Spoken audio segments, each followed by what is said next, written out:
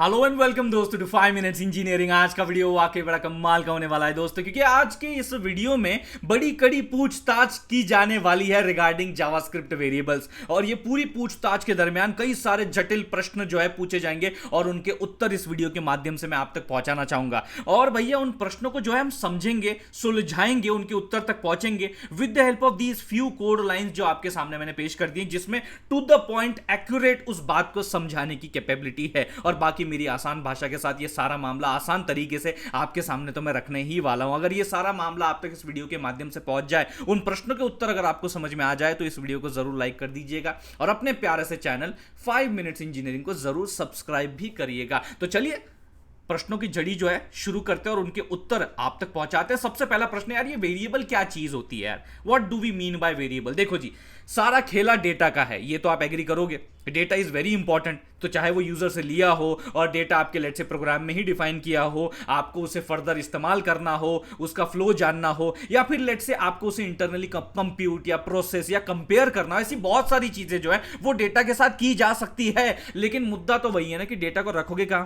Memory में। तो आ जाता है मुद्दा मेमोरी का भी। और अगर मेमोरी में आप रखोगे, लेट से किसी एक मेमोरी लोकेशन में आप रखोगे, तो उसे कुछ तो नाम दोगे, सही बात है कि नहीं? अब जो उसे नाम दोगे वो आपके वेरिएबल का नाम कहलाएगा। बात समझ में आ रही? थोड़ी पकड़ में आ रही है? अगर पकड़ में आ रही है तो चलो थोड़ा सा और उसको खींच लेते हैं, अंडरस्टैंड करते हैं कि अगर मुझे इसी वेरिएबल को डिक्लेयर करना है तो यार घूम फिर के मेरे पास जो है ना 3 कीवर्ड्स आ जाते हैं, 3 ऑप्शंस आ जाते हैं। आप समझ सकते हैं यहां पे var, let and const। var, let, const। अब ये 3 वेरिएशंस काहे भैया ये 3 वेरिएशंस हमारे मत्थे मार दिए? एक से काम नहीं चल रहा था क्या? अगर 3 है मतलब भैया इनमें कुछ ना कुछ तो अलग होगा, डिफरेंसेस होंगे। उन सभी चीजों को अभी एग्जांपल के साथ 1 बाय 1 समझते हैं। सबसे पहला तो यार देखो, मामला बड़ा सिंपल है। आपको अगर वेरिएबल डिक्लेयर करना है, let's say using var this keyword, तो आपको सबसे पहले तो var लिखना पड़ेगा। इसका देखो कलर डिफरेंट है, यानी कि जावास्क्रिप्ट के डिक्शनरी में पहले से var का एक मतलब लिखा गया है कि अच्छा वेरिएबल को आप डिक्लेयर करना चाहते हो यूजिंग द var कीवर्ड, तो उसके कुछ एट्रीब्यूट्स उसके साथ जुड़ जाएंगे, बिहेवियर उसके साथ जुड़ जाएगा। वो क्या है वो कुछ ही देर में आपके सामने में रखने वाला हूं। लेकिन पहले इतना समझ लीजिए कि var बोल दिया, उसके आगे अपन ने क्या किया? वेरिएबल का नाम रख दिया। अब ये वेरिएबल का जो नामकरण होता है ये यूनिक नेम होना चाहिए, जिसको अपन बोलते हैं आइडेंटिफायर। इसके साथ भी कई सारे नियम जुड़े हुए हैं, आइडेंटिफायर, कीवर्ड, ये सब चीजें बेसिक सेंस में पिछले वीडियो में अपन ने समझी थी। अब और डिटेल में आगे उसको इन्वेस्टिगेट करने वाले हैं। तो देखो जी, फर्स्ट नेम, ये नाम मैंने जो है अपने वेरिएबल का रख दिया, एक पर्ची जो है उस लोकेशन पे लगा दी कि अब देखो जी, इस लोकेशन का नाम अगर ये है तो इसमें वैल्यू क्या होगी? वो इक्वल टू के राइट हैंड साइड में मैंने मेंशन कर दिया श्रीधर, यानी कि अपना खुद का प्यारा सा नाम। अब ये जैसे ही मैंने मेंशन कर दिया है तो आप पूरे सिनारियो को समझो। एक मेमोरी लोकेशन है जिस पे मैंने पर्ची यानी कि ठप्पा यानी कि नाम जो है लगा दिया है, जो कि है फर्स्ट नेम। और यहां पे उस लोकेशन में जो डेटा है, जो कंटेंट है, जो वैल्यू है, जो चाहे कह लीजिए, वो है श्रीधर।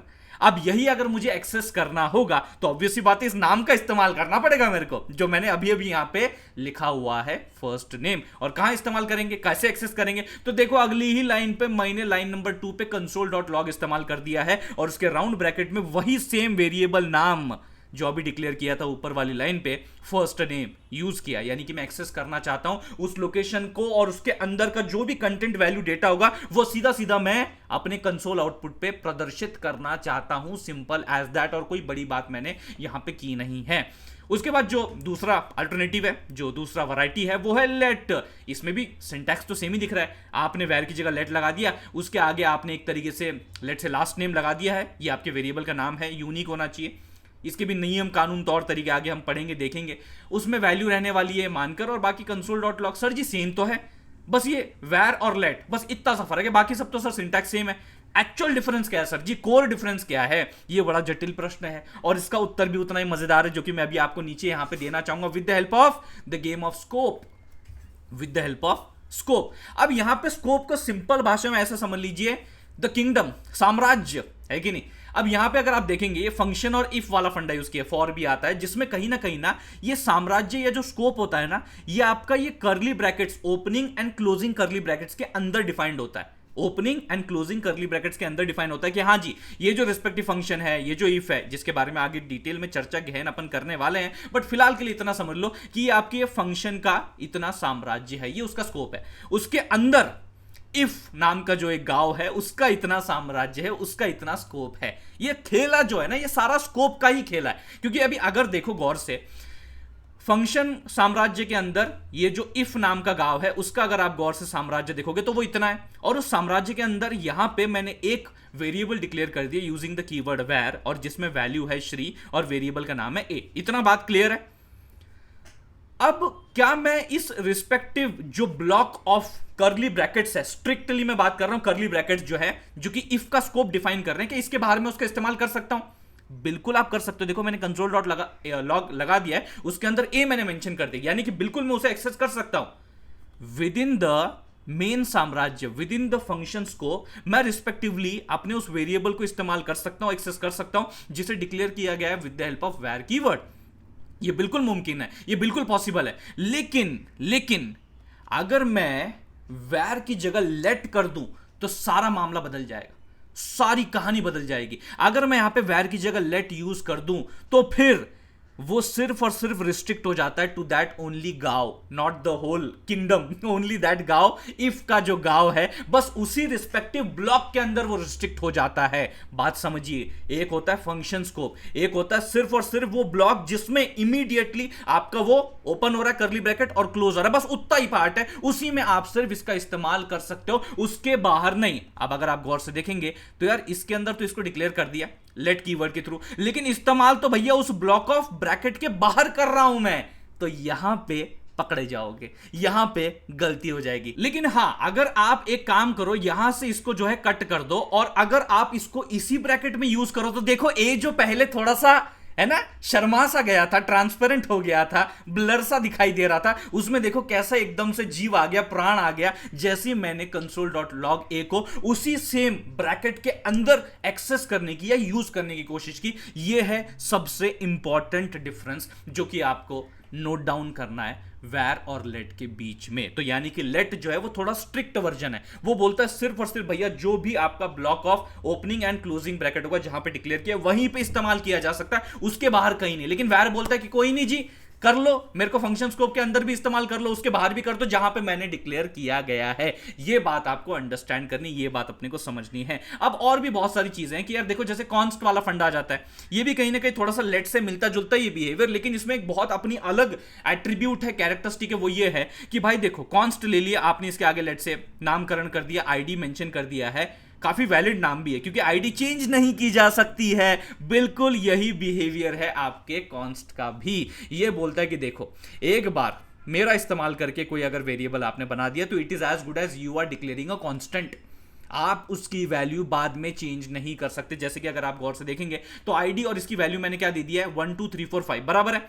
अब ये 1 2 3 4 5 वैल्यू देने के बाद अगर मैं वापस आईडी को कुछ रीअसाइन करने की कोशिश करूं, यानी नंबर 1 2 3 4 5 जो था, अब उसके बाद यहां पे मैंने वैसे तो कमेंट डाउन करके रखा है ताकि एरर ना आपको दिखे, लेकिन अगर आप इसकी कमेंट्स हटा दोगे तो आपको क्लियरली ये एरर विजिबल होगा कि भाई क्या कर रहे हो, What you are trying to do, ये कांस्टेंट है, इसकी वैल्यू चेंज नहीं की जा सकती, एक बार रख दी तो रख दी भैया, ये परमानेंट हो गया। बात समझ में आ रही है? ये सिंपल बेसिक नेचर आपको समझना है। उसके बाद बात करते हैं, ये भी एक नेचर तो है, सर जी फुल नेम आपने रख दिया, श्रीधर मानकर उसे असाइन कर दिया, लेकिन ना वेर का यूज किया, ना लेट का यूज किया, ना कॉन्स्ट का यूज किया। मतलब सर ये चल क्या रहा है, ये हो क्या रहा है, ये ऐसा हो सकता है। आपको ऐसा प्रश्न ना पड़े कि ये इनवैलिड है, नहीं जी, ये बिल्कुल भी इनवैलिड नहीं है, ये टोटली वैलिड है, इसमें कोई भी दिक्कत नहीं है। बट मैं आपको सजेस्ट नहीं करूंगा कि आप ऐसा कोई तरीका यूज करें। मैं तो आपको सजेस्ट करूंगा इधर आप कॉन्स्ट, लेट या वेर, ये तीनों में से कोई भी, जैसा आपको पर्पस, लाइक अभी मैंने आपको बता दिया उसका बिहेवियर है,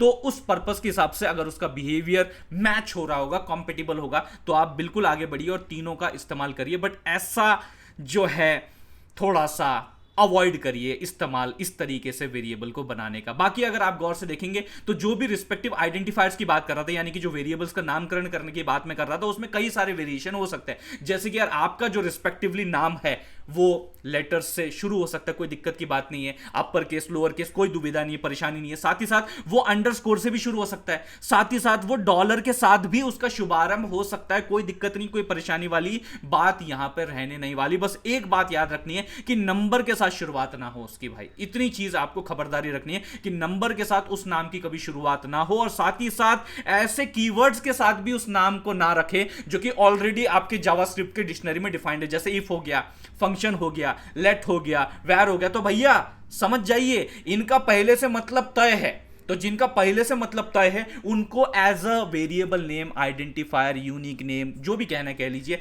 इस्तेमाल नहीं किया जा सकता। ये कुछ नियम कानून तौर तरीके हैं जो आपके सामने मैंने अभी पेश किए हैं। जरा इसको भैया एक काम करते हैं, रन करके देखते हैं। रन करने के लिए ऑब्वियस सी बात है, यहां पे अपन सीधा सीधा ये शॉर्टकट है, यहां पे आ गया मामला। देखो यहां पे क्लियरली आप आउटपुट देख सकते हैं। सबसे पहले तो भैया देखो श्रीधर प्रिंट हुआ, फिर आया मानकर, फिर 1 2 3 4 5, यहां तक का तो लॉजिक अपन समझ गए। ये टेबल क्या होता है? टेबल मतलब एक साथ भैया कई सारी वैल्यूज आपके सामने मैं पेश करना चाहता हूं। जैसे कि देख लो श्रीधर मानकर 1 2 3 4 5, मतलब जो ऐसी एक एक करके आ रहे थे उनको सिंपली जो है एक ही टेबल के अंडर आपके सामने मैंने रख दिया है। उसके बाद आता है फुल नेम वाला मामला, जो कि श्रीधर मानकर, देखो वो भी मैंने आपके सामने यहां पे कंसोल पे दिखा दिया है। और साथ ही साथ फिर जो नेम, अंडरस्कोर नेम और डॉलर नेम, उसमें भी कोई एरर नहीं आया, वो भी सब कुछ बढ़िया चंगा चला है। उसके बाद आते हैं ये लास्ट नेम वाला फंडा, भी एबीसी कुछ इस तरीके से मैंने आपके सामने डिफाइन किया, और यहां पे भी कोई एरर फिलहाल तो दिखाई नहीं दे रहा है। जो श्री है वो सही तरीके से आपके समक्ष दिख रहा होगा, लेकिन अगर मैं उसे यहां से उठा के यहां से सीधा सीधा कट करके यहां पे रख दूं, तो देखो देखो देखो इसके अंदर ब्लर सा छा गया है, अंधेरा सा छा गया है, ट्रांसपेरेंट सा हो गया है। अब इस चेंज को मैं सेव करता हूं और एक और बार आपके सामने मैं रन करके दिखाता हूं, तो जरा गौर से देखिएगा। ए इज नॉट डिफाइंड बोल रहा है, वो अभी रन किया, ए इज नॉट डिफाइंड। यही बात मैं आपको बता रहा था, यही चीज आपको मैं समझा रहा था कि भैया स्कोप के बाहर वो पहचानने से भी मना कर देता है। वो बोलता है ये चीज मैंने इससे पहले नहीं देखी, लेकिन अगर वैर कर दोगे तो भैया ये पहचान लेगा, कोनो दिक्कत नहीं देगा। अब इसको अगर मैं सेव करता हूं, वापस से रन करता हूं, तो ये देखो जी भैया बिल्कुल श्री आपके सामने आउटपुट में दिखाई दे रहा होगा console.log के थ्रू। ये बात क्लियर हो गई। ये पूरी जो चर्चा है वेरिएबल्स के बारे में in JavaScript programming language, I think आपको समझ में आ गई होगी। लेकिन एक प्रश्न फिर भी रह जाता है कि सर जी ये जो भी आप कार्यक्रम डायरेक्टली .js फाइल के साथ हमको इंप्लीमेंट करके दिखा रहे हो, ये हम अपने सिस्टम में कैसे कर सकते हैं? याद है पहला वीडियो, इंट्रोडक्शन वीडियो। तीसरा तरीका है कि भैया किसी के ऊपर डिपेंडेंट नहीं रहना जावास्क्रिप्ट कोड रन करने के लिए, ना ब्राउजर के ऊपर, ना किसी HTML फाइल के ऊपर। हम अपना खुद का .js एक्सटेंशन का फाइल स्वयंभू रन कर सकते हैं।